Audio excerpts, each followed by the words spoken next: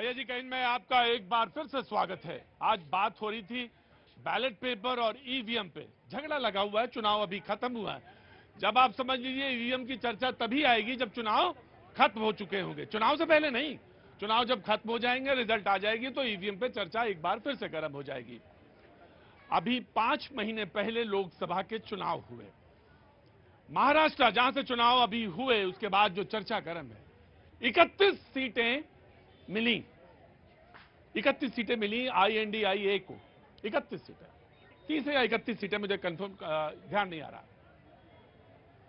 और ठीक 5 महीने बाद विधानसभा के चुनाव हुए। आप तर्क ये दे रहे हैं कि ऐसा सिस्टम बना हुआ है कि जैसे सो के उठो और कह दो लोकसभा का चुनाव हारना है, 240 ही लाना है, 272 नहीं लाना है।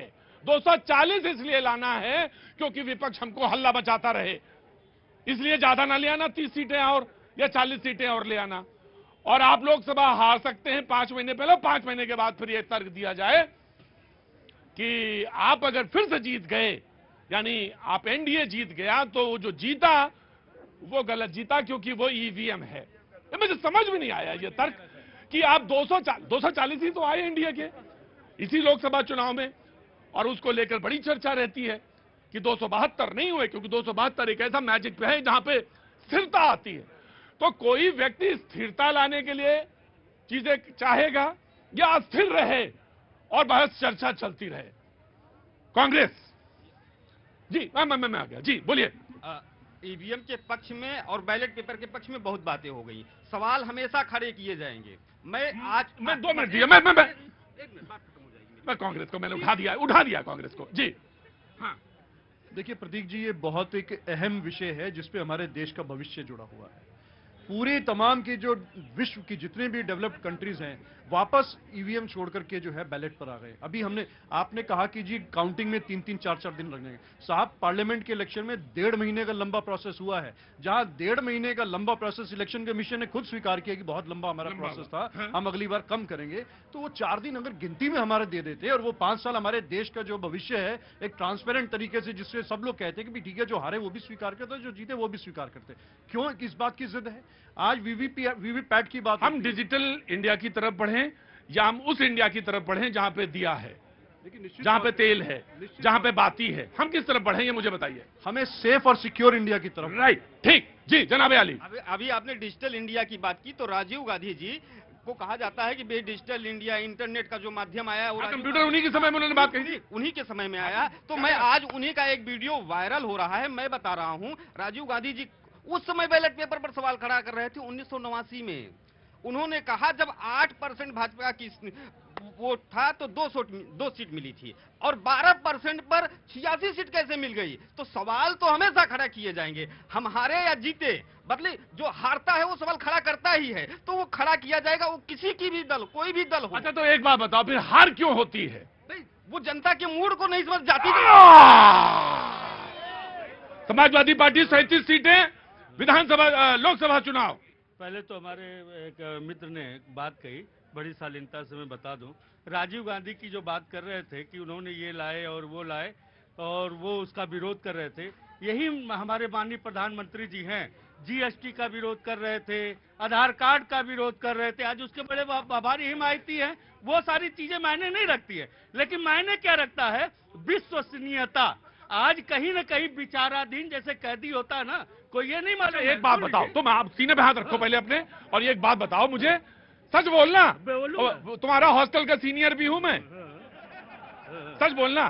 37 जो आए हैं बिल्कुल ठीक आए हैं या इसमें कोई संदेह लग रहा है?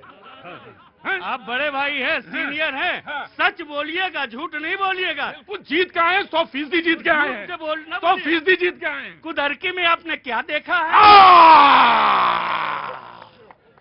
पूछा कि इमली के पेड़ पे क्या लगा है, बोले मुझे आम दिखाई दे रहा है।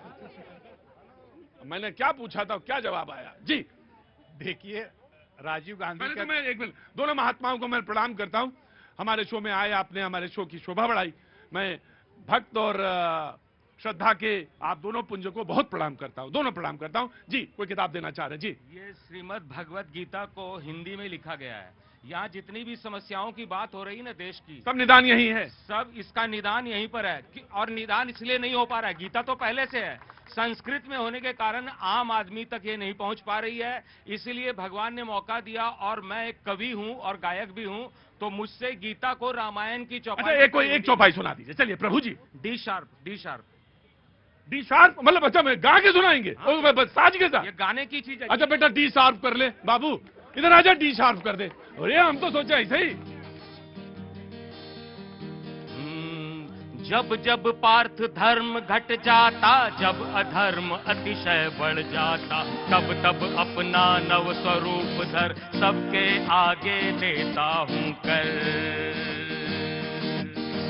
धर्म कर्मियों को उबारने, पाप कर्मियों को विदारने,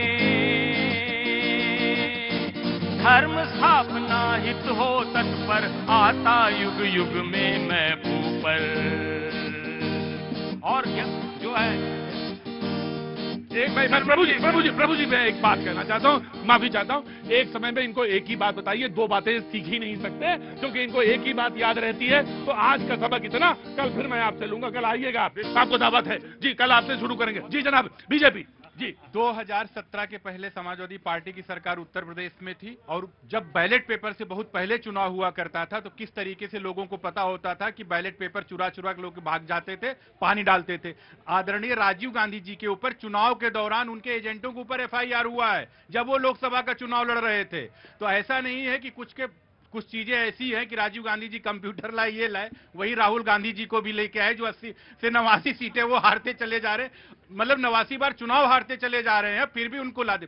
आप मुद्दों को समझिए, जनता के मूड ऑफ नेशन समझिए, मूड ऑफ सिटीजन समझिए। आप वो समझेंगे नहीं, आएंगे चुनाव में आएंगे, जैसे होता है कि उसमें कहीं रैली में आए, आप 10 दिन काम किए, उसके बाद बैंकॉक भाग गए और फिर उसके पूरी बात नहीं रह गई, हो नहीं पाई। आ जाओ समाजवादी पार्टी पूरी बात। मैं इनसे भैया से, भैया बहुत देर से हाथ उठा रहे थे। कैसे जीते? हाँ जी, कैसे जीते? अरे ठीक है, नहीं करहल भी नहीं पूछे ना, कुदर की ना करहल, जो हो गया वो हो गया।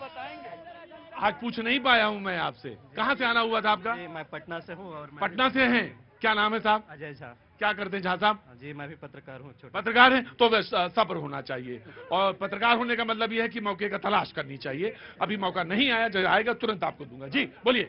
हमारे बीजेपी के मित्र हैं, एक चीज तो समझ में आया, अभी तक जितनी बातें किए कोई अच्छी बात नहीं की। एक बैलेट चोरी, हाँ तो बैलेट चोरी तुम्हें सुनना ही नहीं चाहते हो। बात, बैलेट चोरी कैसे किया जाता है और पानी कैसे डाला जाता है, इन्हीं को पता है, बाकी किसी को नहीं पता है। क्योंकि ये झूठ के पाठशाला के वो विद्यार्थी हैं जहां बड़ा कामगिरी और स्क्रिप्ट दिया जाता है, झूठ बोलो और क्या। झूठ के पाठशाला की इन्होंने बात की। मैं कांग्रेस पार्टी को कहता हूं, देश की भविष्य की बात, तो क्या मेरे देश का भविष्य 26/11 की ओर देख रहा है कि क्या हुआ था? 166 लोग मारे गए।